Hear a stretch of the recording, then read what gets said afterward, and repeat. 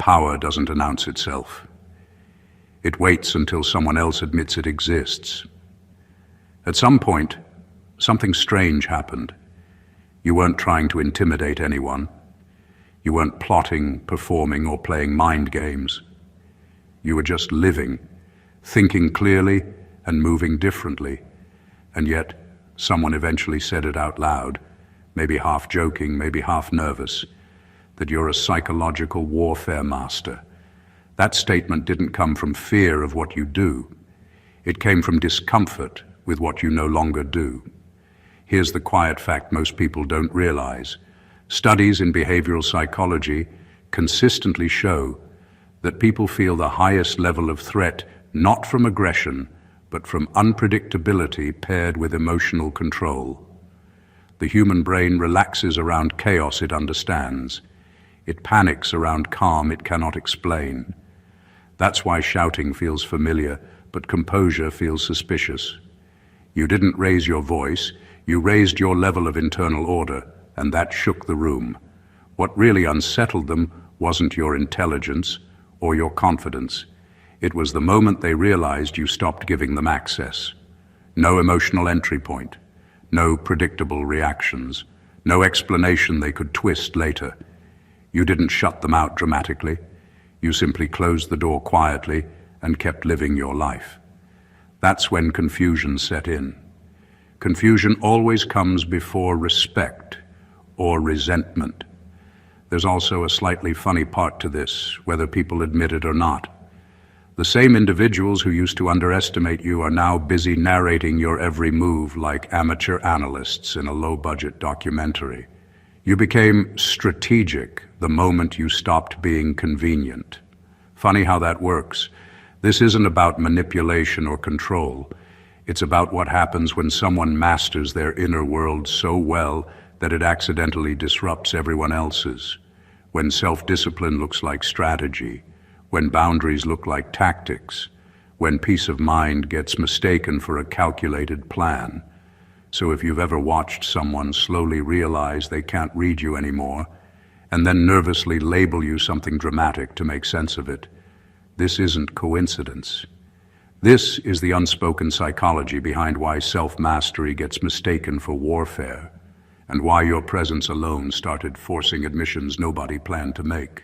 Number one, you stopped reacting emotionally, and that dismantled their leverage.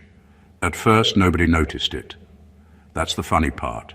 You didn't announce a change, didn't give a speech, didn't suddenly become cold or distant. You simply stopped feeding situations with emotion. And for people who were used to pulling reactions out of you, frustration, explanations, anger, over-justifying, that was like trying to start a fire with wet matches. Nothing caught. Most people don't realize how much of everyday power depends on emotional access. When someone can trigger you, they can steer you. They don't need authority, logic, or even truth. They just need a button. Once you stopped reacting, that button stopped working. And when a familiar tactic fails, it doesn't just confuse people, it exposes them. What made it unsettling wasn't your silence or calm on its own. It was the sudden imbalance. They were still operating emotionally while you weren't. Conversations that used to escalate now fell flat. Provocations that once sparked debates now landed nowhere. You weren't passive. You were unavailable to manipulation. That distinction matters. Here's the part people rarely admit. Emotional reactions reassure others that they still matter in your internal world. When you react, you're saying, you have influence here. When you don't, you're not insulting them. You're removing proof of relevance.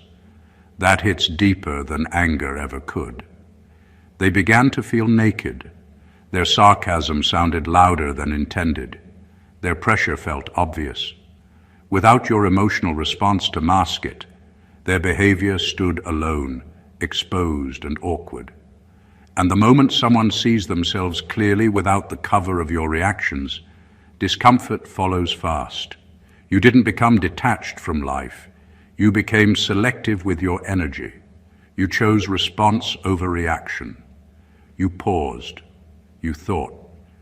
You let things pass without chasing closure or control. That kind of restraint looks simple, but it's rare. It signals internal stability, and stability quietly outranks volatility in every psychological hierarchy. That's why the label appeared. Psychological warfare wasn't about strategy, it was projection. When their usual leverage disappeared, they needed an explanation that preserved their ego. Calling you calculated felt better than admitting they'd lost emotional access. In reality, you didn't overpower anyone. You outgrew the need to be pulled. And once emotional hooks stop working, the entire game changes, without you ever touching the board. Number 2, you made your inner life inaccessible, and it unsettled them. There was a time when people could read you easily, not because they were especially smart, but because you made yourself available. You explained your thoughts, shared your worries, clarified your intentions, and filled in the gaps before anyone even asked. It felt normal, even polite. But access slowly turned into entitlement, and before you knew it, people felt comfortable walking through your mental space without knocking. Then something changed. You stopped giving guided tours of your inner world, not out of bitterness or secrecy, but out of self-respect. You realized not everyone needs to know what you're thinking, planning, or feeling. Your answers became simpler, your explanations shorter. Your emotional life stopped being a public service. That shift did more than create boundaries. It disrupted expectations. People are deeply uncomfortable when they can't locate themselves in your mind.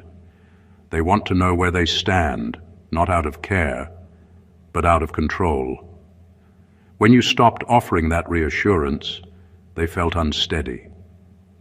Conversations that once flowed easily now felt incomplete to them, even though nothing was actually missing.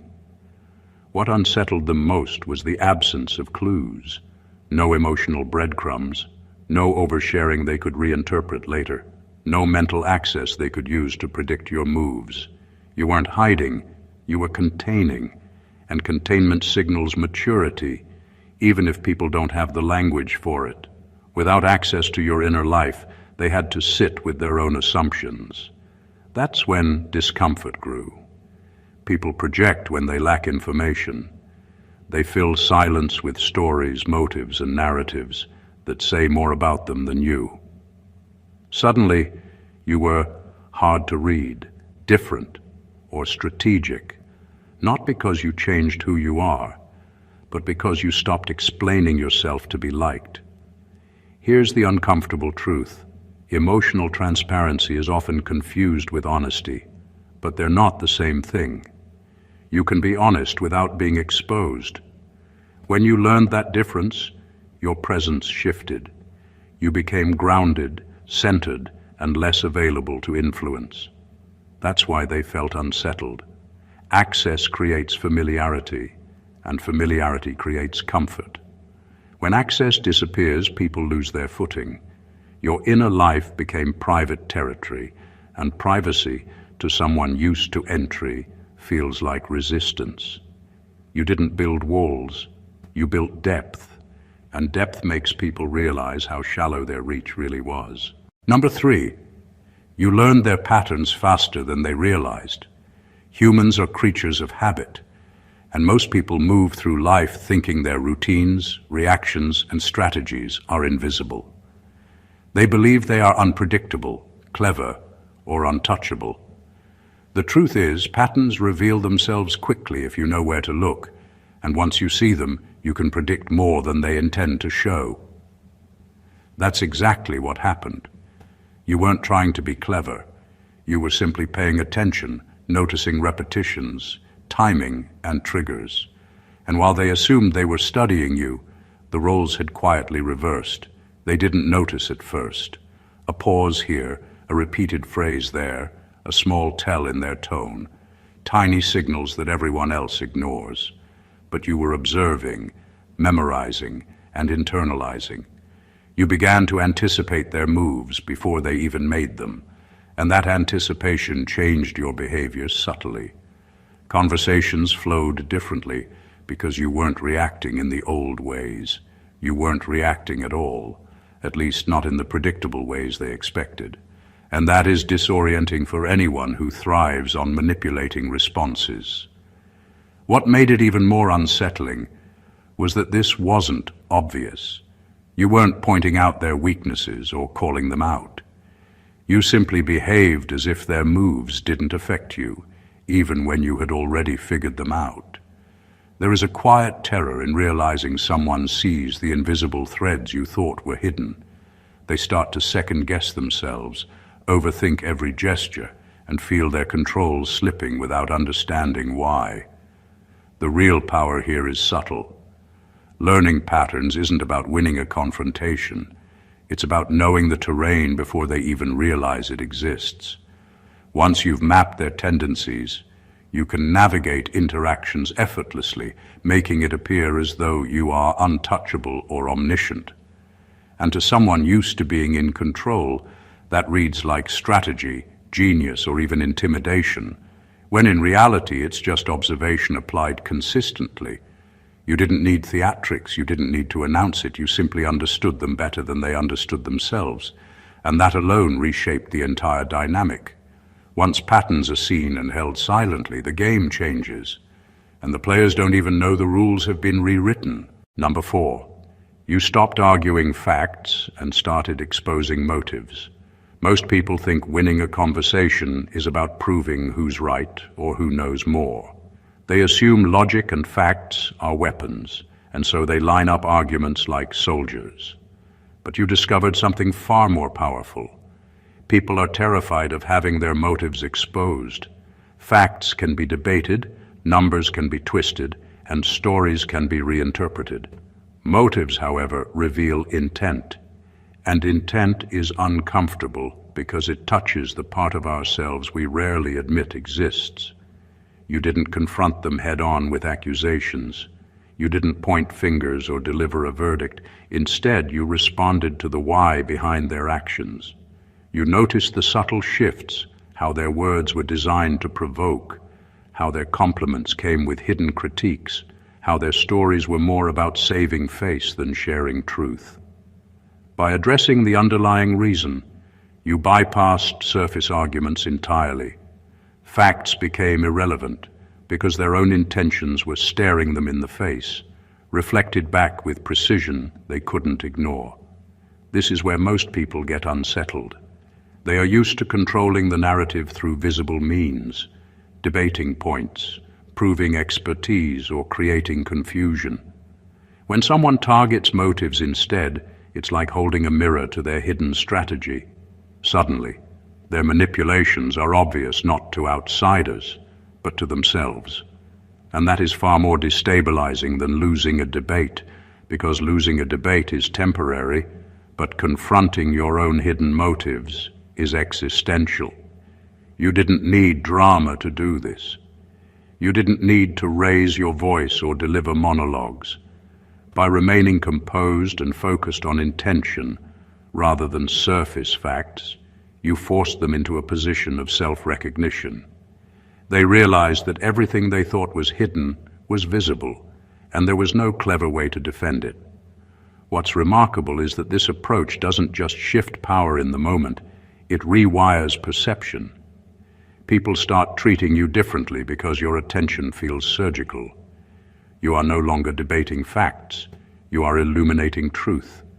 And truth, when aimed at motives, hits harder than any argument ever could. Once that realization occurs, respect, caution, or even fear quietly follows without you ever having to demand it. Number 5, you removed predictability from your behavior. Most people rely on patterns, habits, and expectations to feel safe in their interactions. They don't consciously notice it, but predictability is their invisible comfort blanket. When someone responds the way they expect, it reinforces control. When someone doesn't, it creates subtle panic, doubt, and unease. That's exactly what happened when you stopped being predictable. You didn't act randomly for show. You acted deliberately, but on your own terms, without being guided by others' expectations. and the effect was immediate. Conversations became less like a game they could play and more like walking through a room where the furniture has shifted.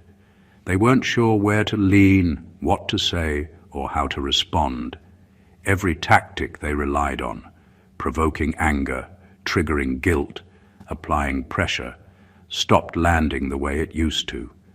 They were used to reading you like an open book. Suddenly the book was closed, and the pages were being rewritten in ways only you knew. That unpredictability didn't just confuse them. It undermined the sense of power they had assumed over you. The beauty of removing predictability isn't chaos. It's subtle control through self-mastery. You weren't acting erratically, you were acting freely, without obligations to satisfy expectations. They might have tried to force patterns onto you, interpreting every gesture, every word, every pause, but none of it fit the script they had memorized. And that's profoundly disorienting for someone who thrives on forecasting behavior. What's remarkable is how quickly this changes dynamics. They begin second-guessing themselves. They replay past interactions, trying to figure out what triggered the shift. They even start overanalyzing things you haven't done yet. Their mental energy, which used to be directed at influencing you, is now consumed with understanding you and failing. You didn't need to confront anyone or prove a point. You simply chose to live and respond in ways that honored your own timing, priorities, and boundaries. Predictability may comfort the manipulator, but when you remove it, you reclaim psychological space. In doing so, you shift the balance subtly but completely, and they realize too late that the person they thought they could predict has become untouchable, not because of force, but because of autonomy. Number 6, you didn't confront directly. You allowed self-exposure. Most people believe confrontation is the way to assert power. They think calling someone out, pointing fingers, or proving them wrong is the only way to gain control. You didn't play that game. You stopped reacting with direct challenges and instead let situations unfold while maintaining your composure. You didn't need to attack or accuse because you understood a deeper truth. People reveal more about themselves when they feel in charge, and nothing exposes them faster than giving them the illusion of control. By stepping back and refusing to engage in the expected way, you created a subtle but overwhelming psychological pressure. You didn't need to say anything dramatic. Silence and restraint were enough. People started talking more, explaining themselves, justifying behaviors, and revealing intentions they would have otherwise hidden. And the remarkable part is that you didn't have to do a thing to provoke this. They did it themselves. This works because humans are wired to confirm their own narratives. When they think they are shaping the situation, they unconsciously over-explain, overshare, and stumble into self-exposure. They display inconsistencies, reveal insecurities, and highlight motives without realizing they're doing it. What would normally be hidden behind defensiveness now appeared in plain sight, and they had no idea they were showing you exactly what they wanted to keep secret. The power of this technique lies in its subtlety. You're not manipulating in an obvious way. You're simply observing, listening, and letting the other person's own behavior do the work for you. They believe they are leading, but in reality, they are walking right into the clarity you've quietly maintained. This flips the dynamic entirely. Instead of them evaluating you, you are now evaluating them, seeing their patterns, motives, and weaknesses as if they're standing still under a spotlight. You didn't need confrontation because confrontation demands energy and exposes you in return. By stepping aside, you forced self-exposure. They didn't just lose leverage, they unknowingly gave it away. And when they finally notice, it's too late. The realization that they've been revealing everything while thinking they controlled the interaction hits harder than any argument ever could. You didn't break them, they broke themselves with your presence as the silent catalyst. Number 7. You mastered restraint, not dominance. Most people confuse power with aggression, thinking that to be in control, you have to push, prove, or dominate. You didn't follow that script. You discovered a quieter, far more unsettling form of influence: restraint. By controlling yourself, by holding back impulses, words, and reactions, you created a presence that is impossible to manipulate. People are used to responding to force, but restraint is invisible until it hits them. It doesn't scream. It doesn't demand attention.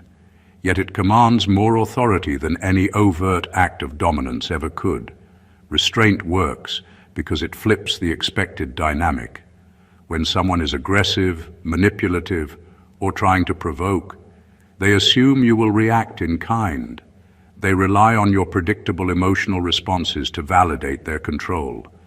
But when you choose not to react, when you pause, observe, and let things unfold without interference, you take away their leverage without confrontation. That's the subtle brilliance of restraint. It doesn't challenge them directly, it forces them to confront themselves. Their tactics lose power not because you overpowered them, but because you refuse to participate in the pattern they depend on. The impact of restraint is both immediate and long-lasting. It communicates self-discipline, stability, and independence in a way that aggression cannot. People sense it instinctively, even if they can't articulate why they feel unsettled. They notice that you are not controlled by impulse, not swayed by ego, and not dependent on approval. That calm, contained energy disrupts their assumptions about how influence works. Restraint also creates a psychological space where others reveal themselves. When you don't react, when you don't push back, people often overcompensate. They over-explain, over-justify, and in doing so expose motives, fears, and patterns that were hidden before.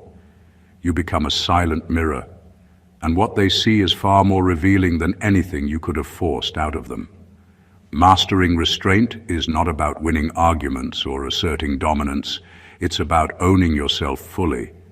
And when you do that, the world around you begins to shift, not because you attacked, but because you refused to be moved. True psychological power lies in this quiet mastery, and it's far more disruptive than aggression ever is.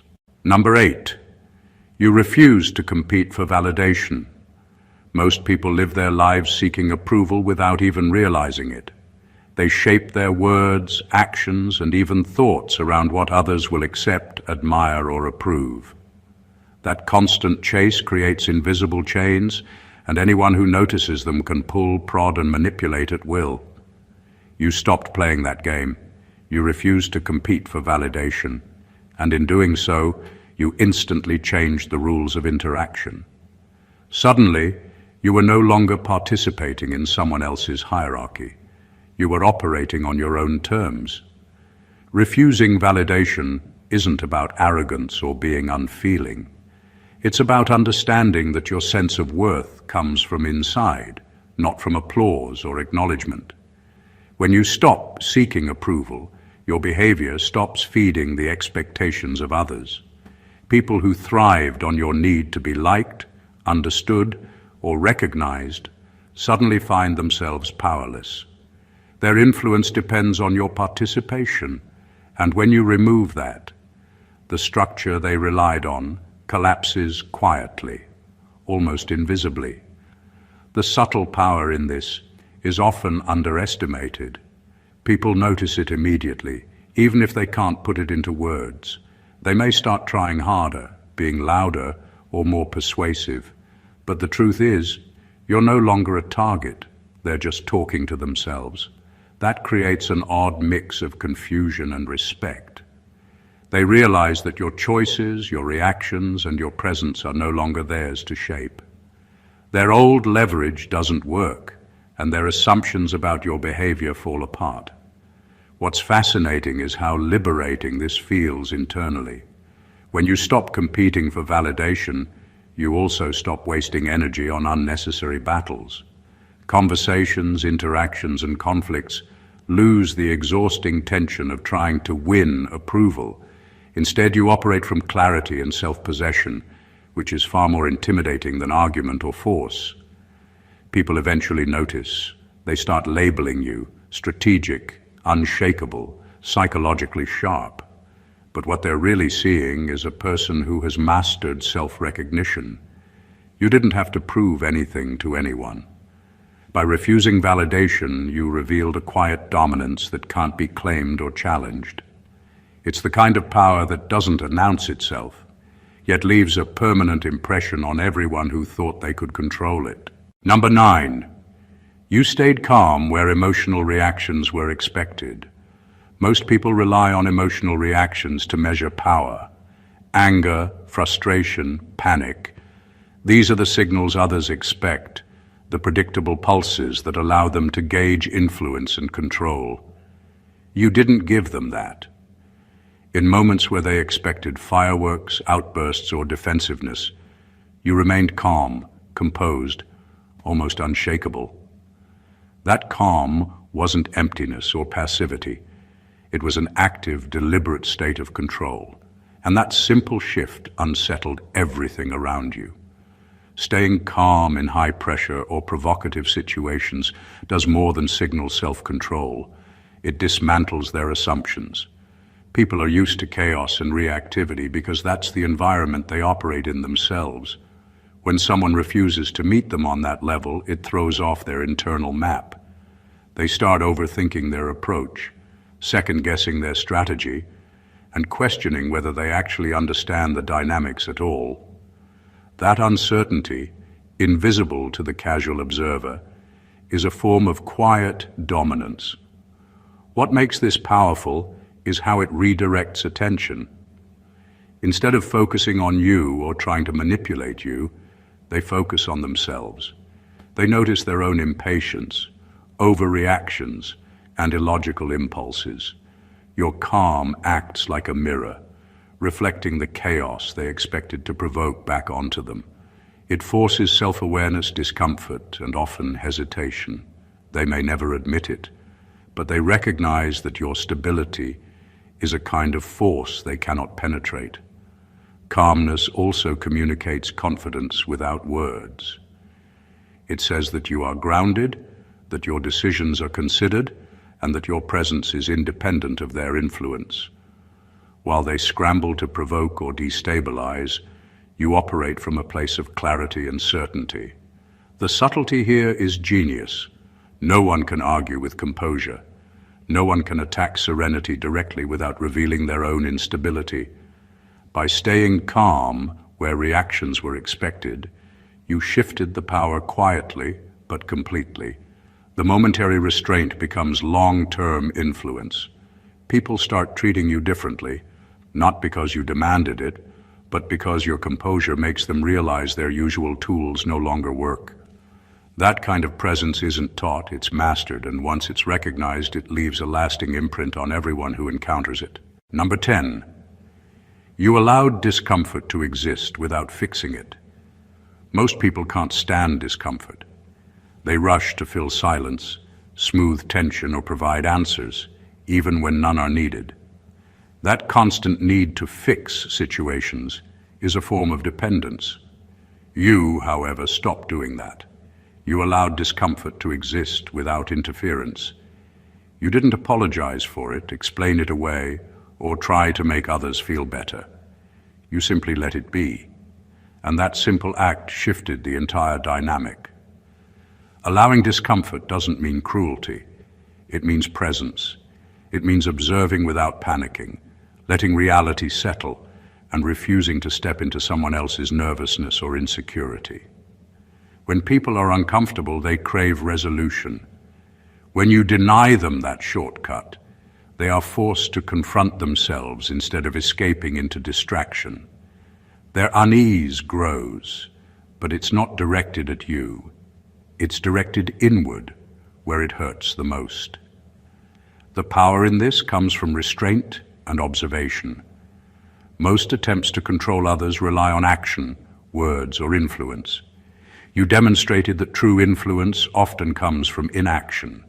By refusing to solve every tension, you revealed who was dependent, who was reactive, and who relied on external cues to feel secure. They start revealing themselves without realizing it, because their need for resolution pushes them to fill the gap you left intentionally. Discomfort also creates clarity. In a world full of noise, explanations, and distractions, letting things simply exist forces people to see the situation as it really is. No spin, no interpretation, no emotional filters. That clarity is uncomfortable because it forces responsibility and self-awareness, two things most people avoid. By allowing discomfort to exist, you became untouchable in subtle ways. You weren't aggressive, manipulative, or controlling. You were simply grounded, composed, and willing to witness reality without interference. That kind of presence is rare and unsettling for anyone used to controlling outcomes through agitation or persuasion. You didn't create chaos, you revealed it. And in doing so, you made everyone else confront their own patterns while you remained steady, calm, and impossible to sway. Number 11. You didn't mirror their aggression or insecurity. Most people instinctively respond to tension the way it's presented to them. If someone raises their voice, they raise theirs. If someone attacks, they attack back. If someone is insecure, they try to reassure, argue, or compete. That reflex creates predictable patterns that manipulators rely on. You broke that pattern. You refused to mirror their aggression or feed their insecurity, and that refusal changed everything without a single word. By not mirroring, you removed the usual feedback loop. They expected reactions, anger, defensiveness, anxiety, but instead found calm, neutrality, and sometimes even silence. That absence of confirmation is deeply destabilizing. Aggression thrives on reflection. Insecurity thrives on attention. When you denied both, the usual tools they used to manipulate, provoke, or dominate stopped working. Suddenly, their emotional energy had nowhere to land, and they had to confront it internally, often uncomfortably. The subtle genius here is that mirroring is one of the most natural human tendencies. We match moods, postures, and energy to connect or control. By refusing to do so, you created a psychological void that couldn't be ignored. Your presence became a measuring stick, not a participant in the usual emotional games. They realized, often too late, that their attempts to unsettle or influence you were ineffective. This doesn't mean you were unresponsive. You were responsive on your own terms, choosing clarity over reaction. That distinction is critical. Aggression or insecurity is loud, chaotic, and exhausting. By not joining it, you made it obvious and almost absurd. The same words, the same tones, the same pressures suddenly appeared small, desperate, or irrational because you refused to validate them through your reaction. What people eventually notice is that your behavior feels unshakable, even untouchable. You didn't overpower them. You denied them the confirmation their emotional strategies depended on. In doing so, you became quietly dominant, not through force, but through self-control and discernment. And that kind of mastery is rare. It unsettles, impresses, and above all, shifts the power dynamic without you ever having to assert it. Number 12, you made them question their own influence. Most people operate under the quiet assumption that they have some measure of control over those around them. It doesn't matter if it's through charm, manipulation, or authority. They rely on it to feel secure. You didn't confront them directly, but you dismantled that assumption entirely. Through your calm, measured, and unpredictable presence, you made them wonder if their usual influence over people, even over you, actually existed at all. That doubt is far more destabilizing than any argument or conflict because it attacks the foundation of how they see themselves. When someone realizes their tactics aren't working, they scramble. They replay interactions, dissect their own words, and second-guess every move they thought was clever. You didn't have to challenge them. You simply existed outside the framework they depend on. Your behavior didn't confirm, react, or validate. That refusal to participate in their usual dynamic forced them to face an uncomfortable truth. Their control was never as strong as they believed. This kind of disruption works quietly but powerfully. Influence is a currency, and when you stop spending it on the person trying to control you, they feel bankrupt. They notice subtle things first: the lack of reaction, the refusal to justify, the calm in moments designed to provoke. Over time, these small moments accumulate into a realization that the levers they thought existed are missing. That's when doubt creeps in, and doubt is corrosive because it breeds hesitation, overthinking, and insecurity. What makes it even more profound is that you didn't need force or manipulation to achieve it. You didn't need to assert superiority or dominate the conversation. By simply controlling yourself and refusing to participate in the usual power games, you created a psychological vacuum. They were left staring into it, trying to reconcile why they felt powerless in a situation where they expected to succeed.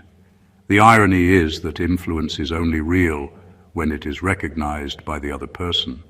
By making them question theirs, you revealed the true source of power: self-mastery.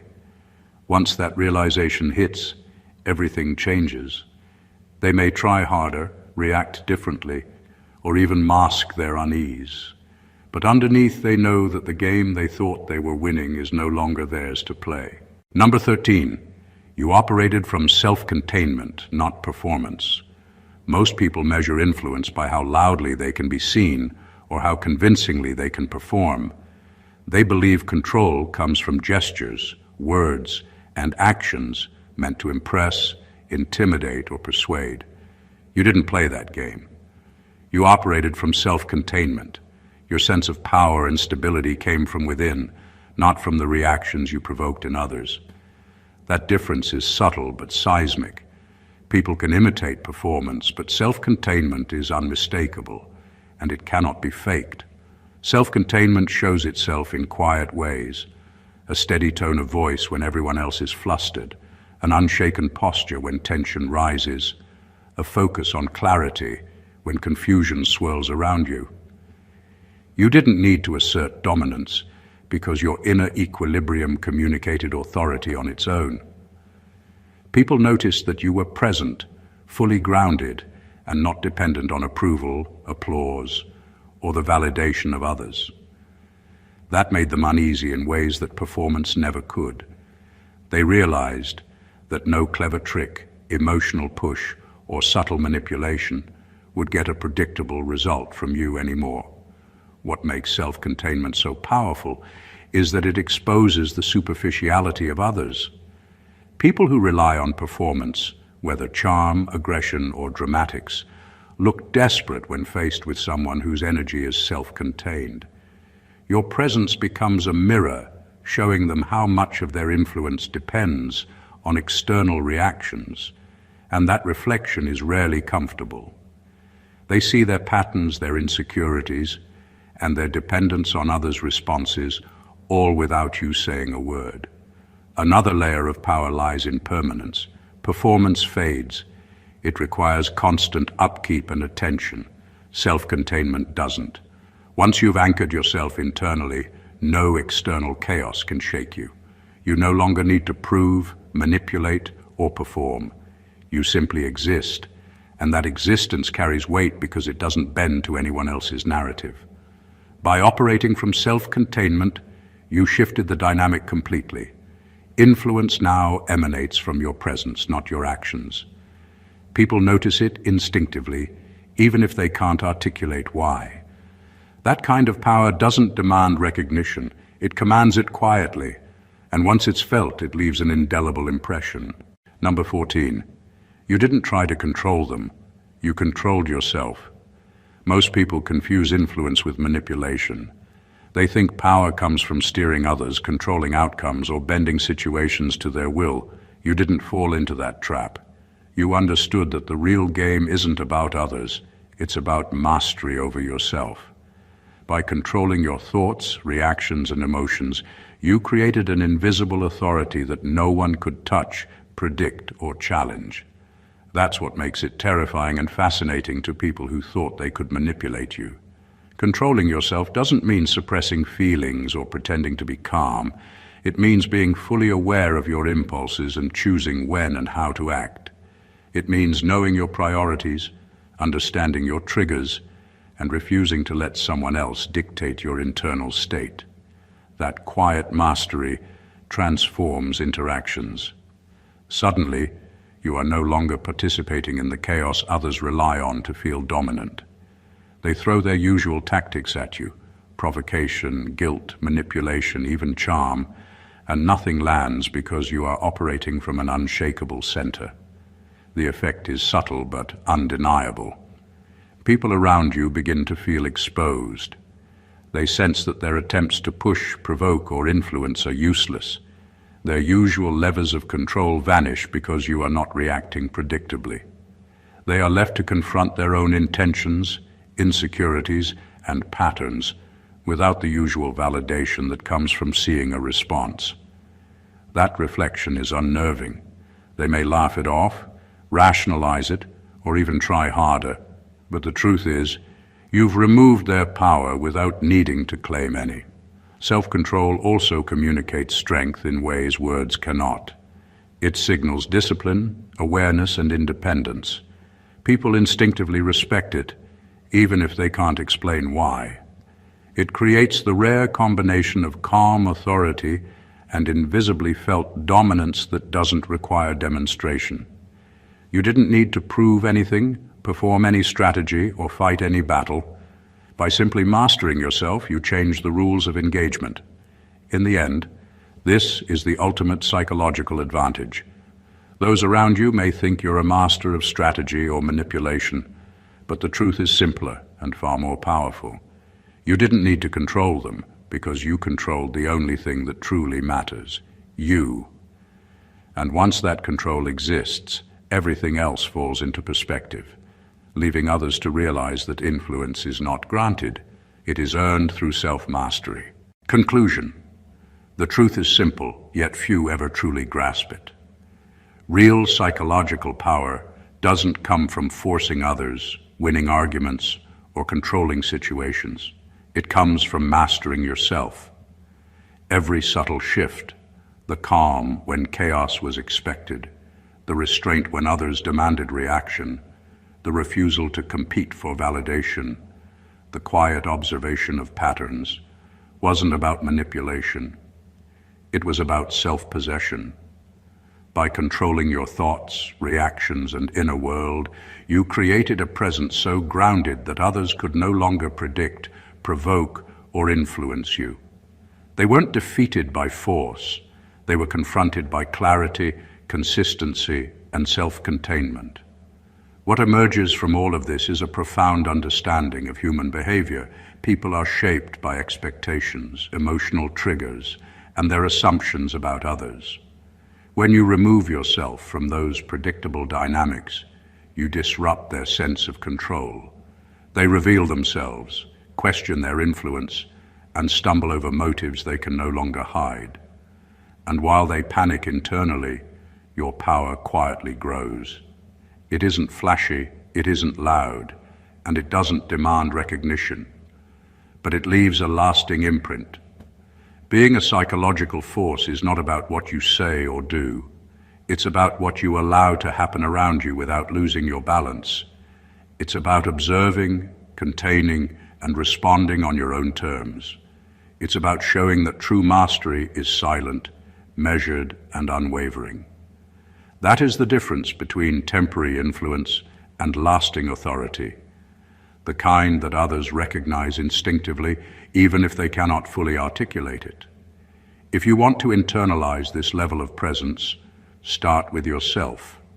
Control your reactions, value your inner life, and refuse to feed the patterns others rely on. The results are subtle but undeniable, and the transformation is permanent. If this gave you clarity, insight, or a new perspective, make sure to hit that subscribe button, like this video, comment your thoughts below, and share it with someone who needs to see it. This is the kind of understanding that changes the way you move through the world, and it's just getting started. Stay blessed always, and Happy New Year.